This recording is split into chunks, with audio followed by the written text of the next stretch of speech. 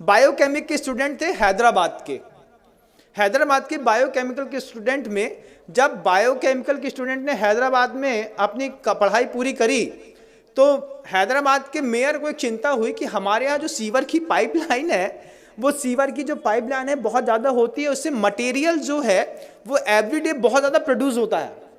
तो मटेरियल को डिसॉल्व करने के लिए उनके पास कोई स्पॉट या कोई चीज़ दिखाई नहीं दे रही थी। आप क्या सोचते हैं कोई क्या कर सकता है?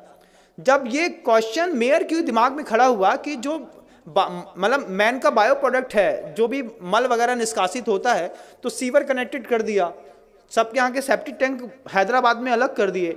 अब कनेक्टिविटी बना करके सीवर की पाइपलाइन से पूरे हैदराबाद का जो मल है वो एक जगह पर स्टोर होता था।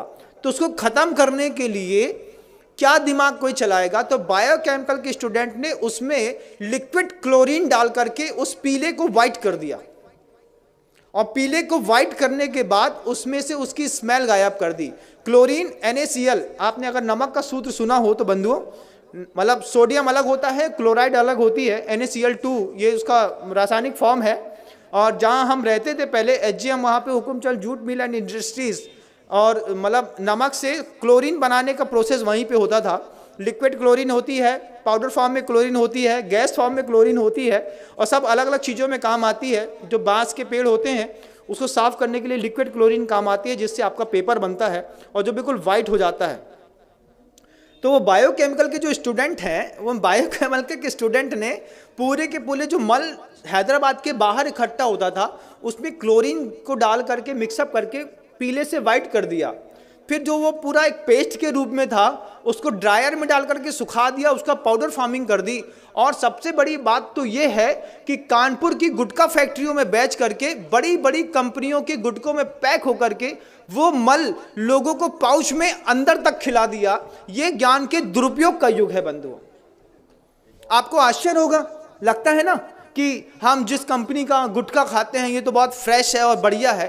जब आपको पता चले कि बायोकेमिक के स्टूडेंट की इतनी बड़ी करामात है कि उसने पूरे के पूरे मानव के बायो प्रोडक्ट को क्लोरीन डाल करके उसकी स्मेल हटा करके और उसको गुटके में मिला करके उसमें फ्रेग्रेंस मिला दिया। फ्रेग्रेंस का कारोबार कितना बड़ा है कभी आप सोच भी नहीं सकते, कुछ नहीं सोच सकते। और आपको तो खुलते ही साथ ही खुशबू आती है, एक तेज स्मेल। आप किसी भी कंपनी के गुटके को 5 मिनट के लिए एक पानी में डाल दीजिए, थोड़ी देर उसको हाथ से मसल के देखिए, फिर आपको पता चलेगा, जब इसकी स्मेल हट जाएगी फिर उसको खा के देखिए, तब पता चलेगा कि हम अपने मुंह में क्या खाते हैं।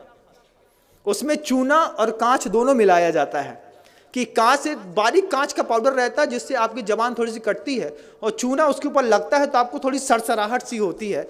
इसके चक्कर में आप बार बार माउथ फ्रेशनर के रूप में ऐसे पाउच के प्रोडक्ट खाते हैं। बायोकेमिक के स्टूडेंट ने पूरा का पूरा मानव मल उठा करके पाउचों में पैक करके कानपुर की गुटखा फैक्ट्री में जा करके एक बार ऑब्जर्वेशन तो करिए बंधुओं, तब समझ में आएगा ये गुटखा खाने वाले लोग सुबह सुबह मानव का मल खा करके अपनी जिंदगी की शुरुआत करते हैं। ये बायोकेमिक के स्टूडेंट का कमाल है। हड्डियों का ढेर मिलता है, दुनिया भर की चीजें मिलती हैं। स्मॉल स्केल इंडस्ट्रीज, 3 शब्द याद रखिएगा। क्या? स्मॉल स्केल इंडस्ट्रीज, ये 3 शब्द याद रखेंगे तब आपको पता चलेगा कि स्मॉल स्केल इंडस्ट्रीज के चक्कर में कैसे यूरिया से, साबुन से, शैम्पू से दूध बनाते हैं, कैसे सड़ी हुई चीज़ों से अच्छी पिज़्ज़ा बर्गर बनाते हैं और आपको खिलाते हैं। जो हमारे यहाँ का व्यंजन ही नहीं था वो सब हम आप खा रहे हैं, वो सब कुछ कर रहे हैं।